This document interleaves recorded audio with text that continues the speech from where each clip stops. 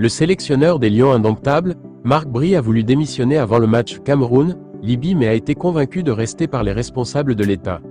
Le regroupement des Lions indomptables pour la fenêtre FIFA de mars 2025 restera dans les annales comme l'un des plus chaotiques de l'histoire de la sélection camerounaise. Entre désorganisation logistique, conflits internes et tensions exacerbées, ce rassemblement a failli coûter à l'équipe son sélectionneur, Marc Bry. Un contexte explosif. Les déboires ont commencé bien avant l'expédition sud-africaine, sur fond de guerre d'influence entre le ministère des Sports et la Fédération camerounaise de football, FECAFOOT, concernant le recrutement de Marc Bry. Cette crise institutionnelle a laissé des traces, rendant l'atmosphère irrespirable autour de l'équipe nationale. Pris dans cette tempête, l'entraîneur belge a fini par craquer.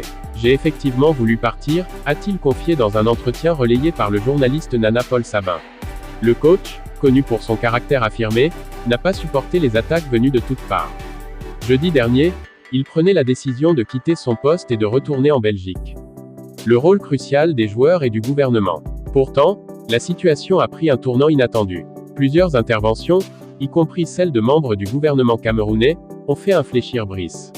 J'ai finalement décidé de jouer le match du 25 mars 2025 contre la Libye. Il y a eu des interventions et de nombreux appels de l'État, et même quelqu'un qui a été envoyé pour me convaincre, a-t-il expliqué. Mais plus encore, ce sont ces joueurs qui ont pesé dans la balance. Dans une déclaration commune, le capitaine Vincent Aboubakar et ses coéquipiers ont affiché un soutien total à leur sélectionneur et à son staff technique, dénonçant les conflits externes qui fragilisent l'équipe.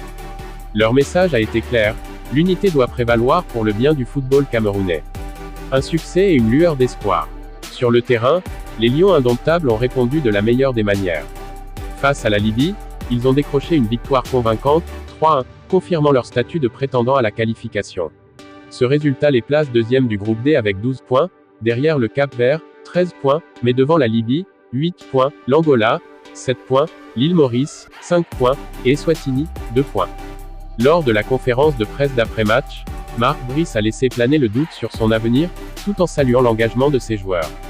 Je vais prendre quelques jours de repos avant de prendre une décision finale, a-t-il déclaré. Le Cameroun a évité une crise majeure, mais les tensions restent vives.